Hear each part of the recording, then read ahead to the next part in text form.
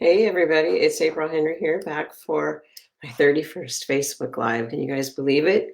You can watch all my previous ones on my website, aprilhenry.com, or on my YouTube channel, which is also called April Henry.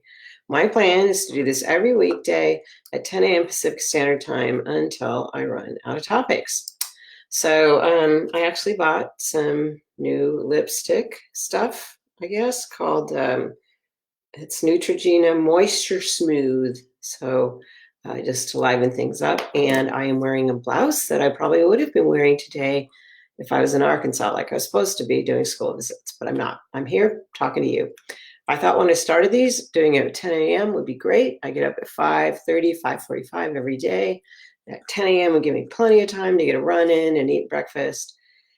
Somehow that's not happening. I don't know. I still get up at the same time, but time seems very elastic these days. So anyway,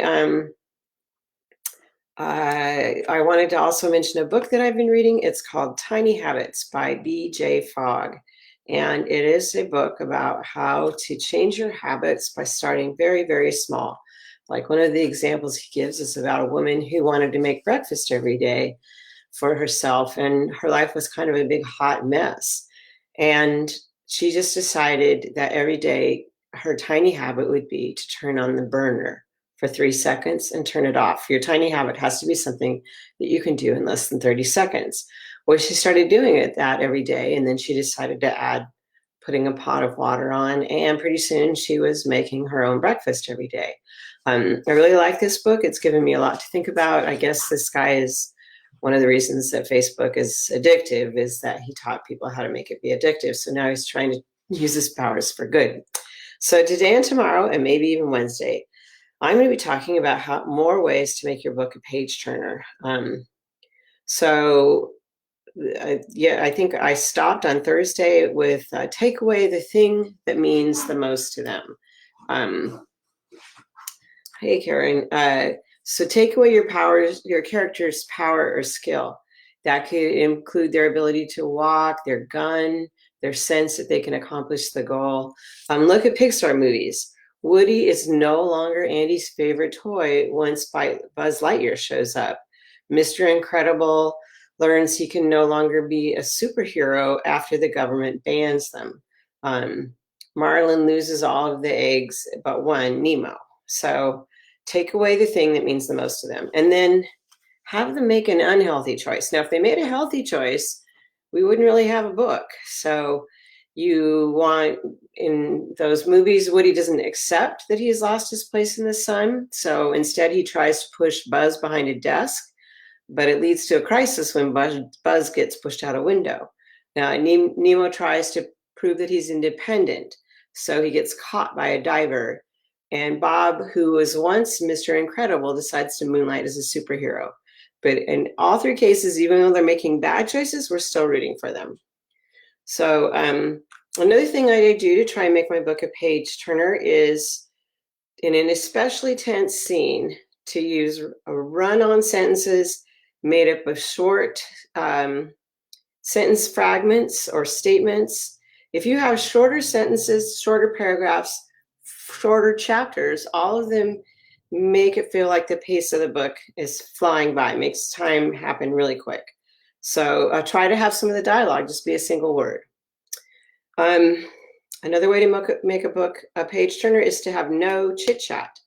Agreement is great in real life, but you don't want it for a book. So whenever possible, set up two people who are talking to each other against each other, that they have a clash of personalities, competing egos. There's a struggle over status, that they both just see the world in a completely different way. And I think right now we're seeing a lot of conflict. Maybe you can take some inspiration from that. Use the fake scare and the fake release.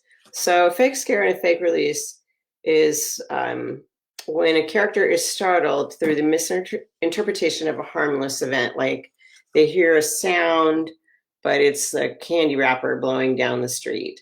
And so then there's the release, but that might be just as fake, because what if they're like, oh, it's just a candy wrapper, and then the killer jumps out from behind the bush.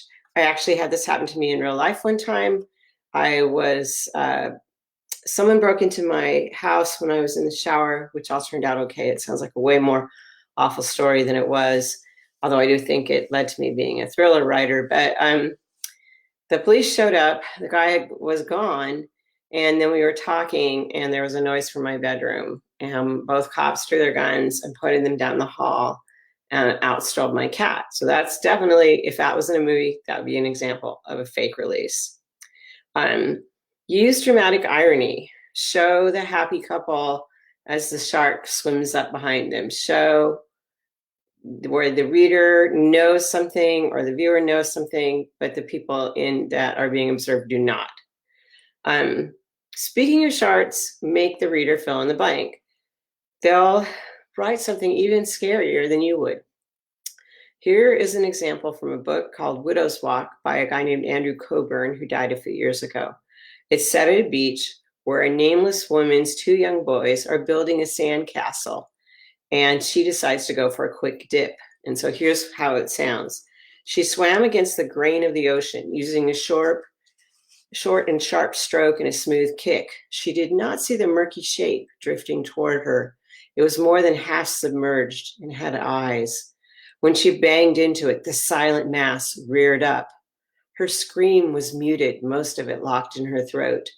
On the beach, her sons threw sand at each other, and the man with the device unearthed a nickel. The lifeguard rearranged his legs in a way that the girls below could see how he filled out his neon swim trunks. A stray cloud blotted some of the sun. One of the boys pointed with a shovel. Look at mommy. See, he never says what happens to the woman in the water, and you fill it in and you make it worse than anything that he could write. Speaking of the boys not knowing what's happening, my last tip for turning up the tension is have your characters unable to take action. They're watching helplessly as a car accident happens, or they're unable to the key in the lock as the killer is coming up behind them. Those kind of things will always make your book tense. So tomorrow I'll be talking about even more ways to turn up the tension. Until then, have a great day. Maybe check out Tiny Habits by BJ Fogg, because I feel like that book is helping me do some stuff that I was never able to accomplish before. And until then, you guys have a great day.